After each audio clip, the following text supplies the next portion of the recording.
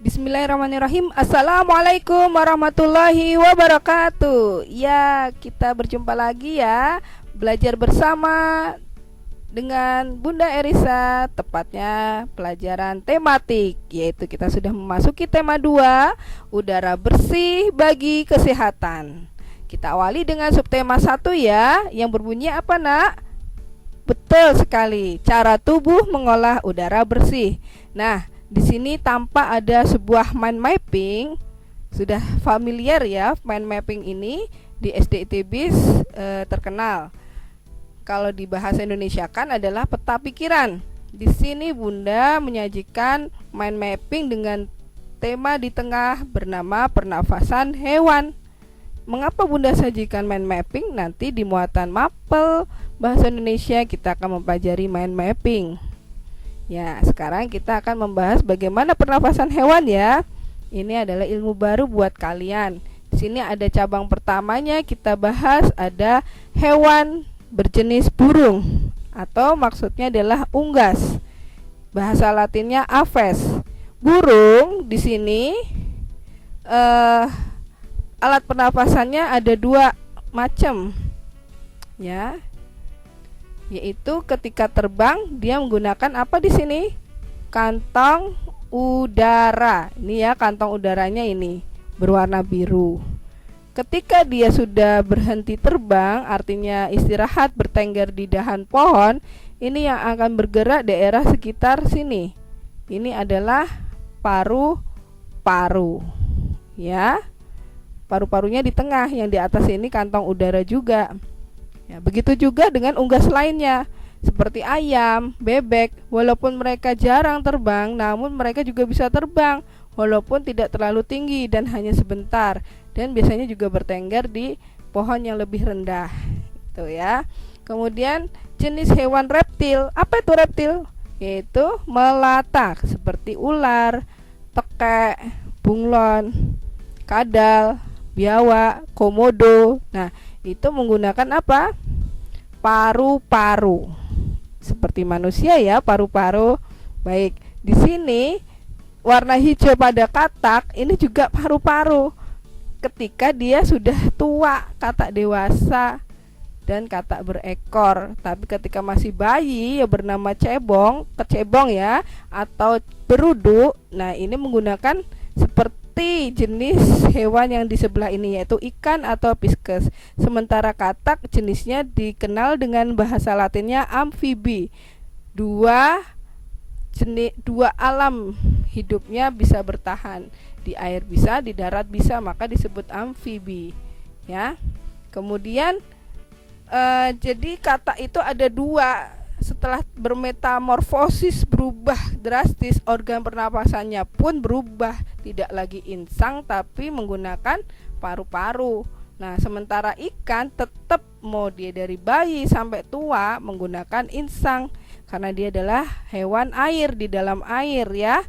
Jenisnya namanya pisces. Di sini ada gambar insangnya ketika bekerja menghirup udara di dalam air dan melepaskan nafasnya. Ya, pernah ya melihat atau sering ya mengamati akuarium itu kalau ada ikan-ikan itu nggak pernah berhentinya untuk megap-megap mulutnya, gitu kan? Ya itu mereka sedang apa? Sedang ngapain? Itu sedang bernafas. Ya, kemudian berikutnya cabang serangga, insekta. Di sini ada gambar tawon atau lebah. Selain serangga banyak yang gigit kita, semut, kemudian nyamuk itu. Terus jangkrik ya, capung, kecoa, apalagi belalang, kupu-kupu. Itu satu jenis hewan yang bernama serangga, insekta. Badannya keras itu ya. Nah, itu di dalamnya berongga-rongga, maka rongga itu disebut trachea. Maka sistem pernafasannya namanya trachea, bukan paru-paru tapi trachea. Ya, kemudian kita lanjut cacing atau vermes. Bahasa Latinnya vermes, dan cacing ini di tema 1 terkenal dengan alat geraknya dengan otot perut ya. Nah, sekarang di alat pernafasannya pun juga sangat berbeda dengan jenis hewan lainnya, yaitu menggunakan apa ini? Permukaan kulit cacing. Ini di zoom, dilihat lewat mikroskop, kelihatan ada di bagian permukaan kulitnya ini seperti kapiler-kapiler. Disinilah tempat bertukarannya CO2 dan O2. Ya. Kemudian yang terakhir, cabang hewan mamalia atau yang menyusui. Dia adalah hewan yang melahirkan seperti kuda, domba, kambing, terus banteng, rusa, kijang, jerapah, gajah, dan sapi. Terus hewan yang buas-buas pun pakai apa pun bernafasnya? Apakah sama dengan mereka mamalia? Ya, yaitu dengan paru-paru seperti singa, macan itu ya. Kemudian serigala. Nah, kalau yang di sebelah ini mirip dengan ikan pisces pun, kenapa dia masukkan dalam golongan mamalia? Ya, ini adalah hewan air mamalia, karena ikan yang bisa melahirkan hanya ikan besar yang bernama lumba-lumba ya. Dan bernafasnya juga berbeda, bukan insang tapi paru-paru. Makanya suka melompat di atas permukaan ini untuk mencari oksigen. Oke. Kemudian kita akan beralih ke alat pernafasan manusia. Bagian pernafasan manusia itu tidak hanya ini loh. Kalau jawabannya alat pernafasan hidung itu adalah adik kelas kita kelas 1. Betul, jawabannya adalah hidung. Tapi kalau sudah kelas 5, nah, mempelajari lebih lengkap alat pernafasan manusia itu ada sistemnya.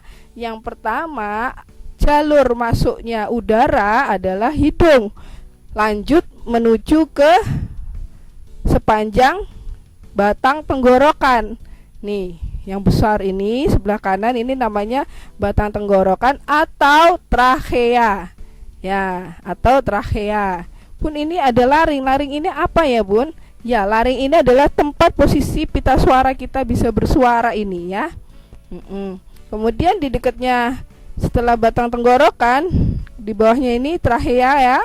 Trachea ini ada cabang besar bernama bronkus yang memisahkan gelambir pertama paru-paru kanan dan kiri ya.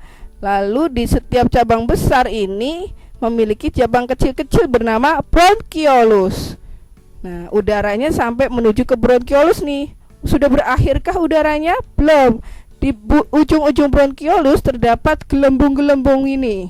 Gelembung-gelembung ini namanya alveolus. Nah, kalau di manusia, disinilah tempat pertukaran antara CO2 dan O2 yang akan dimanfaatkan oleh tubuh kita, di dalam tubuh kita. Kalau cacing tadi kan di permukaan kapiler kulit cacing ya. Kalau manusia yaitu di alveolus.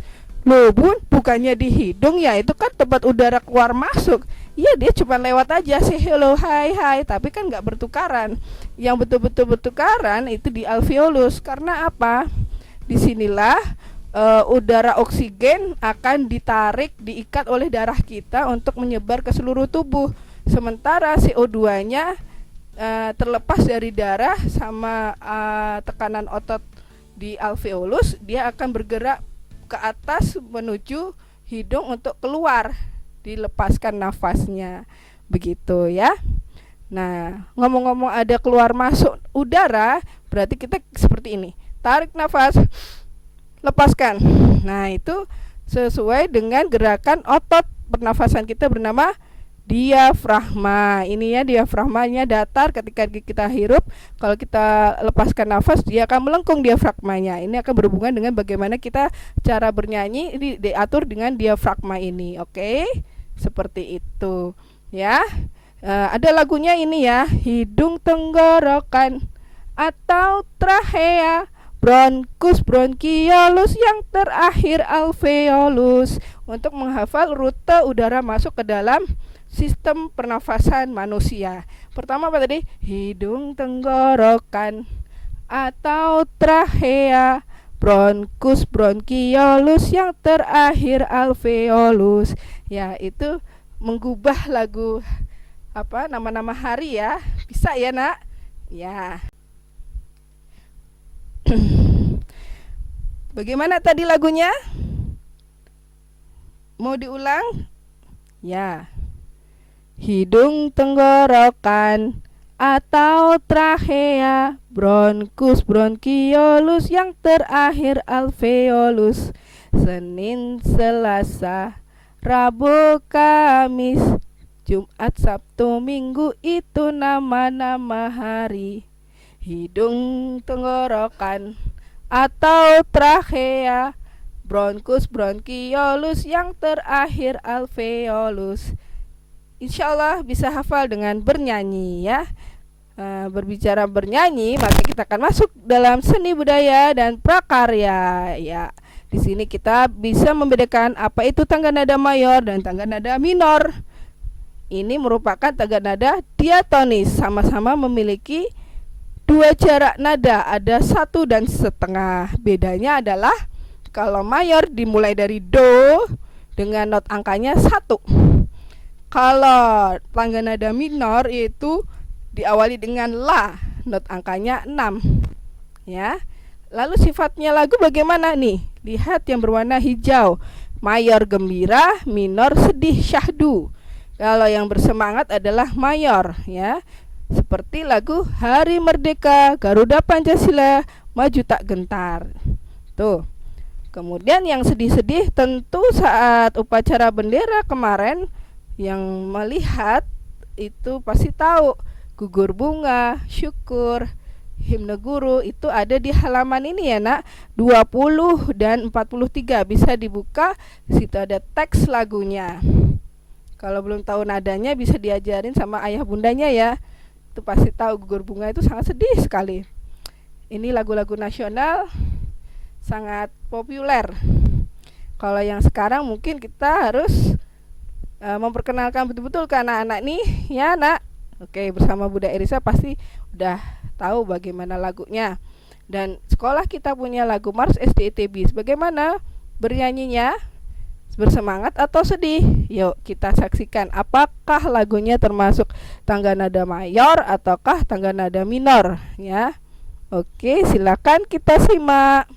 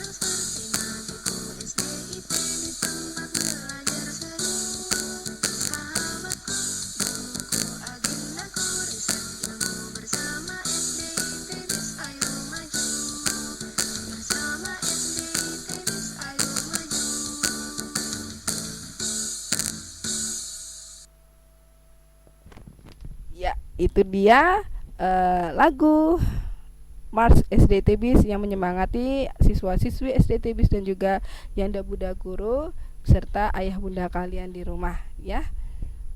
Insya Allah SD Tebis maju. Dan selanjutnya kita akan belajar tentang muatan pelajaran PKN. PKN, Pendidikan Kewarganegaraan. Artinya kita sebagai warga negara Indonesia harus bisa memiliki karakter baik.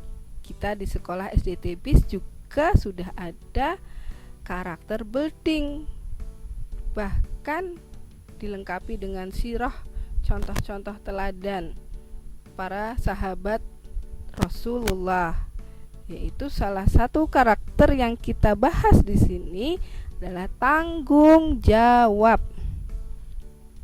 Kalau pada umumnya masyarakat bilang tanggung jawab itu adalah karakter yang harus dimiliki masyarakat sebagai manusia yang beradab.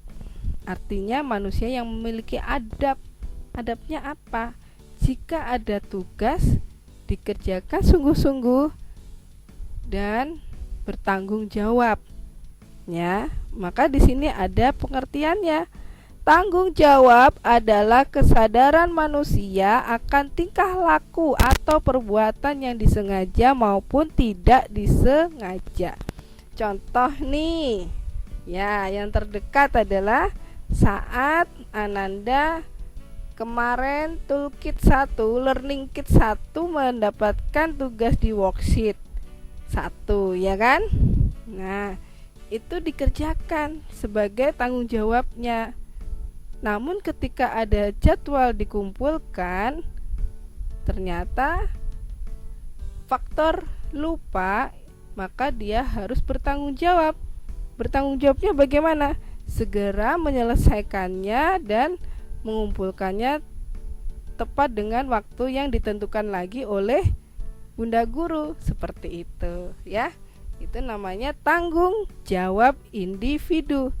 Ada di sini Bunda cantumkan ada 4, sebenarnya ada 5 ya. Yang pertama adalah tanggung jawab kita kepada Allah Subhanahu wa Ta'ala. Itu pertama kali, yaitu yang pertama kali juga dihisab ketika di alam kubur, ditanya apa pertama kali amalan yang dipertanggungjawabkan, yaitu adalah sholat kita. Ya, itu satu, pertama tanggung jawab kita terhadap Allah Subhanahu wa Ta'ala menjadi insan yang baik. Ya. Kemudian tanggung jawab yang berikutnya terhadap diri sendiri. Seperti yang contoh yang tadi, mengerjakan worksheet-nya dengan sungguh-sungguh dan tepat waktu ya. Sehingga membentuk pribadi yang disiplin. Dan apa di lagu manjada wajada, bersungguh-sungguh ya. Kemudian tanggung jawab terhadap keluarga ini adalah memperhatikan keselamatan semua anggota keluarganya ya, memperhatikan saudara sendiri, memperhatikan ayah bundanya, apakah hari ini sudah beristirahat belum ya ayah bundaku. Kalau sudah sedang beristirahat, tentunya sebagai anak harus menghormati, jangan mengganggu waktunya gitu ya. Maka ini adalah tanggung jawab sebagai anak, bergantian jaga rumah dengan baik ya. Terus tanggung jawab terhadap masyarakat, kita ini adalah masyarakat ya. Tapi kalau di rumah adalah masyarakat kecil, ayah, kakak, adik, bunda, itu adalah masyarakat kecil. Masyarakat besarnya di luar rumah sama tetangga, itu termasuk masyarakat luas. Apa tanggung jawabnya? Yaitu tanggung jawabnya adalah terhadap lingkungan sekitar. Kita perlu jaga keamanannya, kenyamanannya, kebersihannya, ketertibannya, lengkap deh pokoknya, agar semua merasa aman dan tentram. Itu. Jadi sebagai masyarakat yang baik harus bertanggung jawab juga dengan baik ya. Nah, yang terakhir adalah tanggung jawab terhadap bangsa dan negara, yaitu kita bisa mengharumkan nama baik bangsa Indonesia sebagai putra-putri bangsa Indonesia, gitu ya. Aku bangga menjadi anak Indonesia. Maka apa salah satunya? Insya Allah, misal nih ya, di antara kalian ketika mau menginjak dewasa, kuliah, ternyata mendapatkan kesempatan untuk mengikuti lomba olimpiade se-internasional, sedunia. Nah, bayangkan kakak berangkat mengikuti lomba olimpiade itu membawa atas nama bangsa Indonesia, gitu.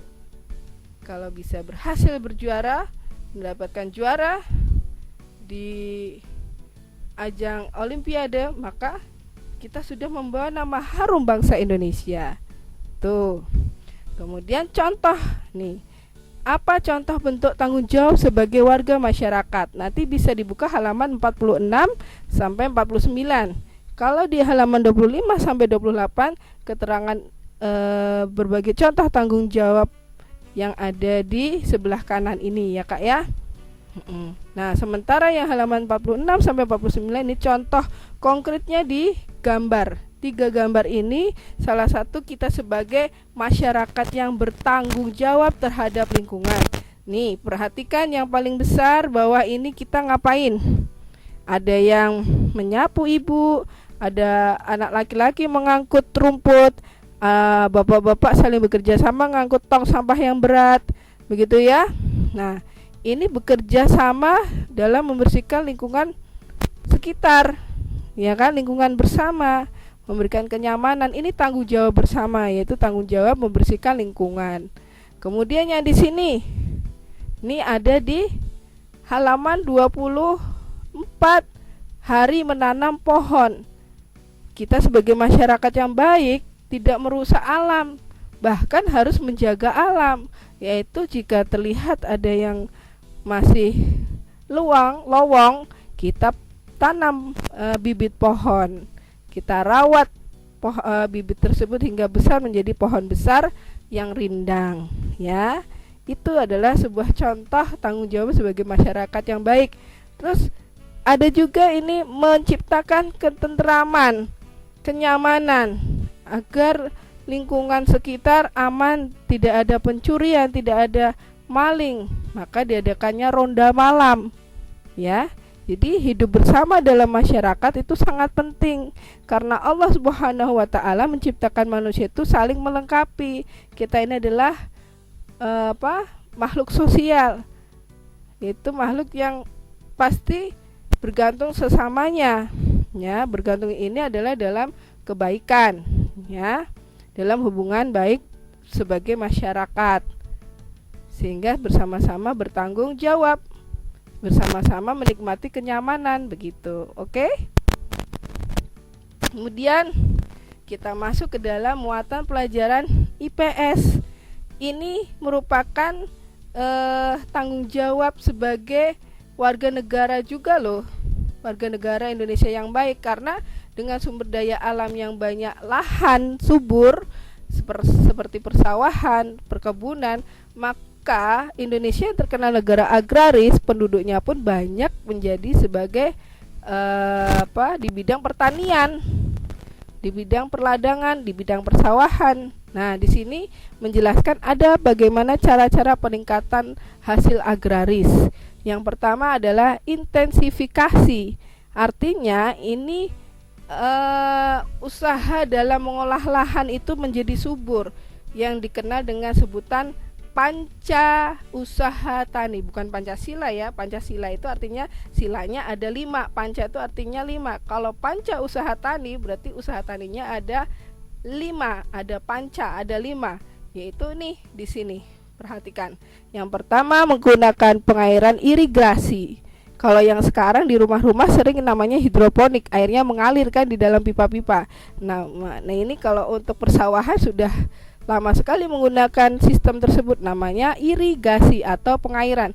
Jadi lahannya itu betul-betul dialiri dengan air terus, bukan air menggenang ya, sehingga sawahnya sehat, subur, cepat mengeluarkan padi gitu ya. Kemudian yang dilakukan kedua pada panca usaha tani adalah penggunaan pupuk. Si bapak tani ini menebarkan pupuk pada serbuk pupuk biar sehat gitu ya, lebih tambah subur tanahnya. Kemudian yang ketiga ini tani-tani sedang membungkuk, sedang ngapain? Menanam padi dengan bibit unggul. Ya, bibit unggul ini ditanam oleh para tani agar memiliki hasil panen yang baik. Jadi tidak sia-sia, ya kan?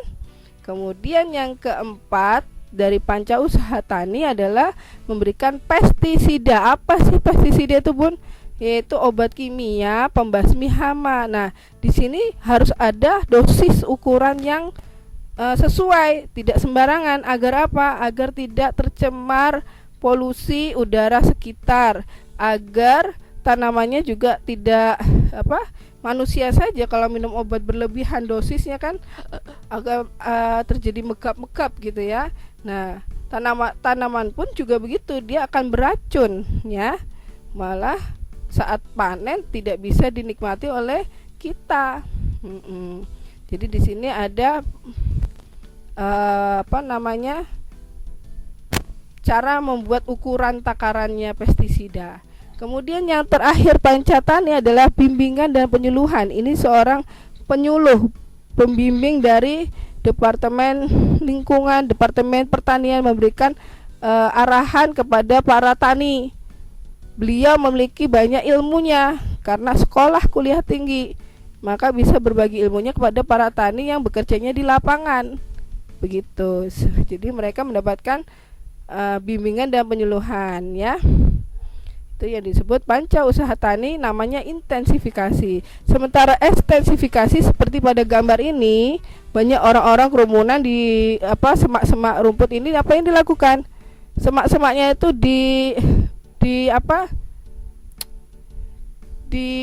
dipotong, rumput-rumputnya dibabati kalau orang Jawa bilang ya. Untuk apa? Supaya tanahnya terlihat mudah untuk diolah menjadi lahan baru, membuka lahan baru. Jadi namanya ekstensifikasi ya. Nah, kemudian yang ketiga diversifikasi. Apa diversifikasi? Ini dalam satu lahan ada berbagai macam tanaman, diperbanyak jenisnya, tidak hanya misal ini adalah sawi, tidak hanya sawi, tapi ada jagung, kemudian ada apa lagi nih? Mungkin bisa jadi selada, terong ya. Nah, itu satu lahan berbagai macam tanaman, namanya diversifikasi.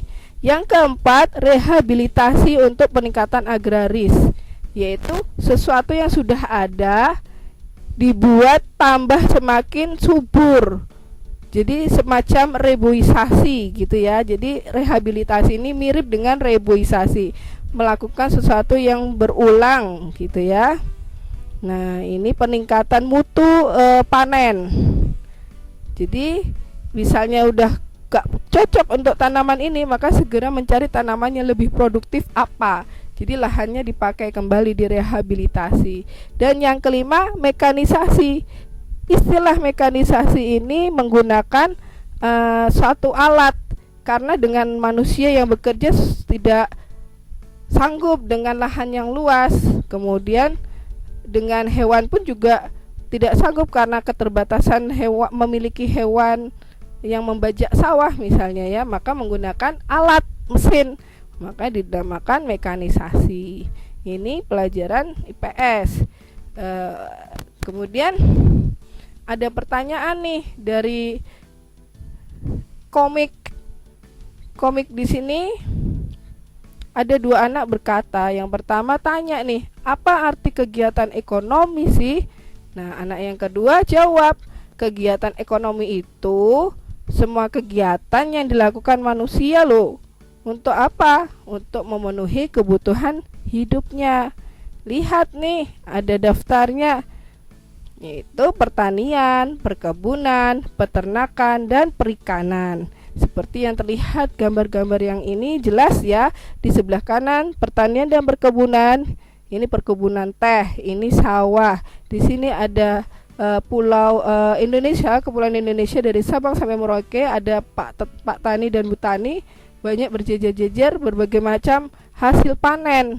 Nah, makanya Indonesia disebut negara agraris. Oke. Hasil panennya macam-macam ya, ada jagung, kopi, teh, kelapa sawit, tebu, dan karet. Nah, kalau peternakan tentu menghasilkan daging, telur yang bisa dikonsumsi oleh masyarakat Indonesia. Ya. Susunya gitu. Kemudian perikanan ini ada 3 macam. Kita lihat gambarnya di sini ada budidaya ikan air tawar. Jadi ikannya ikan gurame, ikan mas, ikan nila. Mungkin yang hobi mancing tahu ya, seperti pemancingan. Kemudian yang di bawah ini sama, dia seperti tambak udang, tambak lobster gitu. Menggunakan lahannya ini lingkaran ini ya, terlihat di dalam gambar. Kemudian juga pembudidayaan ikan laut bisa juga nih. Jadi lahannya ya di perairan laut, lautnya diberi batas lingkaran seperti ini, supaya ikan-ikannya tidak kemana-mana, hanya di situ aja dibudidaya oleh tani tambak ikan laut gitu. Dan selanjutnya pertambangan. Nah, ini tentu dari ayah-ayah kalian ada yang bekerja di sini ya. Tambang ada 2, ada di darat sama di lepas pantai. Ada 2 gambar nih ya. Kalau yang di darat seperti batu bara terkenal di Kalimantan. Nah, yang di lepas pantai ini terlihat tambang apa? Minyak bumi. Kok bisa di lepas pantai ya? Yaitu teknologi ya. Jadi kalau kalian nanti semakin dewasa, semakin banyak ilmu yang diserap, semakin pandai dan jadi orang yang hebat, cerdas, dan sejahtera gitu ya nak ya. Ini penghasilannya adalah batu bara, emas, perak, nikel, minyak bumi, pertambangan. Kalau kehutanan jelas ada 2 bentuk gambar di sini ya. Yang pertama, Indonesia memang banyak kehutanan. Kepulauan itu banyak hutannya ya, apalagi Kalimantan terkenal banyak hutannya. Namun ketika hasil panen hutan dipotongin, jati, mahoni seperti ini hasilnya. Kawasan hutan perlu dihijaukan kembali kalau sudah panen. Apalagi hutan itu berhubungan dengan pohon-pohon besar ya kan, maka menebangnya pun juga tebang pilih gitu.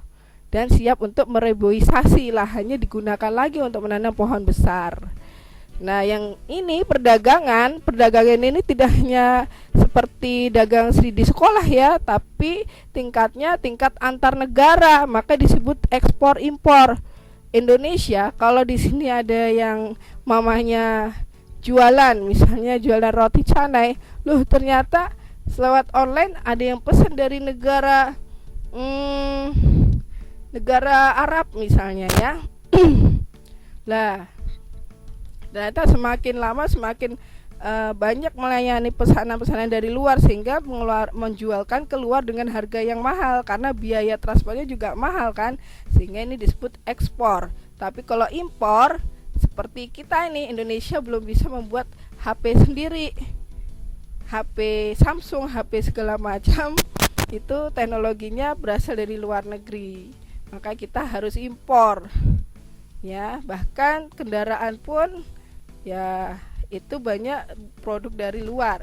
Harusnya kita sudah bisa nih, dari Ananda semua generasi Indonesia mudah-mudahan bisa membuat produk sendiri, sehingga kita nggak ekspor lagi, nggak impor lagi gitu ya, bahkan malah ekspor gitu, menjualkan barang kita keluar dengan harga mahal, banyak untungnya gitu ya nak ya. Dan yang berikutnya ada perindustrian.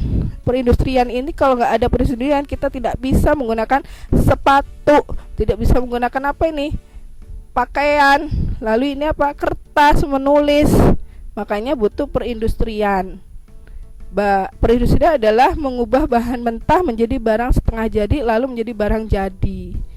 Ya, kertas ini kan dari kayu dihancurkan jadi bubur, kemudian menjadi lembaran-lembaran kertas. Itu yang namanya bahan mentah menjadi barang setengah jadi lalu menjadi jadi betul produknya gitu ya, yang langsung siap dipakai oleh kita sebagai konsumen. Dan berikutnya pelayanan jasa. Pelayanan jasa ini bentuk melayani, seperti contohnya kita sedang sakit, kita butuh pelayanan dari dinas kesehatan kan. Nah seperti itu. Kalau kita mau apalagi membangun rumahnya mau dirombak indah megah, butuh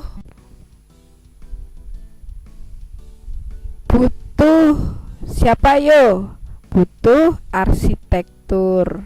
Arsitek orangnya, pekerjaan yang dilakukan adalah arsitektur.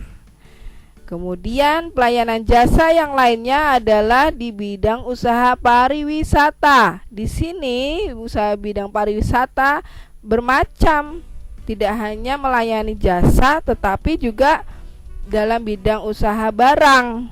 Kalau pelayanan jasa yang ini seperti kesehatan kan memberikan jasa kepada dokter ya, tapi kalau obatnya barangnya adalah dengan apotekernya ya, sama saja. Jadi pelayanan jasa ada juga memberikan penawaran dalam bidang usaha barang ya. Cuman tahu bedanya ya, seperti contoh nih, tour guide, dia masuknya apa? Jasa atau barang? Jasa, betul. Kalau cenderamata ini buat apa? Dijual kan? Berarti dalam bidang apa? Barang. Kalau travel ini apa? Jasa perjalanan kan? Berarti jasa. Kalau penginapan hotel, jasa juga. Jasa dilayani, diantarkan makan dan minum. Tapi makanan dan minum yang kita makan, kita nikmati itu adalah barang. Jadi saling lengkapi, ada barang, ada jasa. Paham ya nak ya? Itu. Kemudian di sini ada bahasa Indonesianya, adalah kita belajar membuat kalimat tanya. Nanti di dalam buku tema 2 di situ sangat banyak sekali kolom-kolom buat pertanyaan dengan kata apa, berapa kalimat seperti itu. Dan mengapa seperti itu? Karena anak-anak belum pandai untuk membuat kalimat tanya, sehingga di sini perlu ada penguatan pembelajaran membuat kalimat tanya. Apa itu biasanya menanyakan sesuatu ya, bisa itu sesuatu perbuatan atau pembahasan apa atau keadaan. Kalau di mana jelas tempat ya. Kalau kapan itu jelas menanyakan masa, jangka waktu. Kalau siapa itu tentu menanyakan pelakunya, yang turut serta dalam peristiwa itu siapa, begitu. Kemudian mengapa, ini untuk mengetahui alasan atau sebab.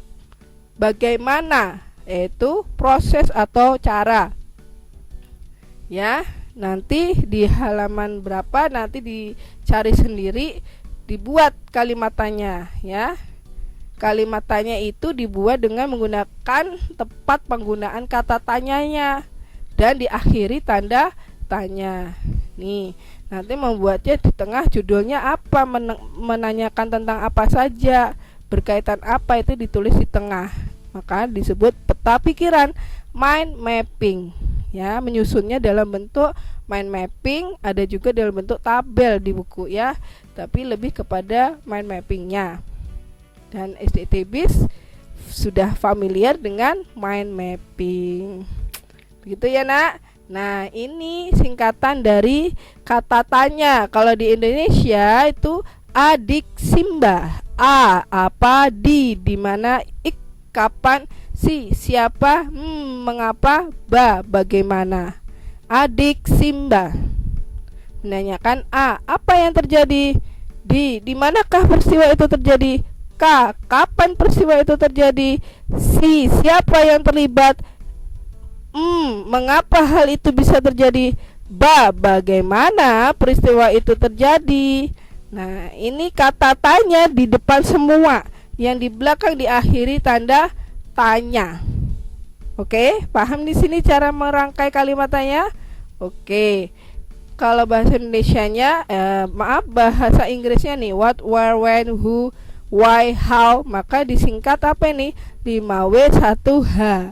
penggunaan kata tanya. Oke? Sudah paham ya? Ini diulang, belajar merangkai kalimat tanya dan ditulis dengan rapi. Sudah kelas 5, tulisannya harus rapi. Ya anak soleh, ya anak soleha, siap ya? Tetap bawa akhlak Islam, tinggikan kecerdasan, itu ya nak ya. Oke, Bunda akhiri. Wassalamualaikum warahmatullahi wabarakatuh. Terima kasih anak-anak sudah memperhatikan Bunda. Oke.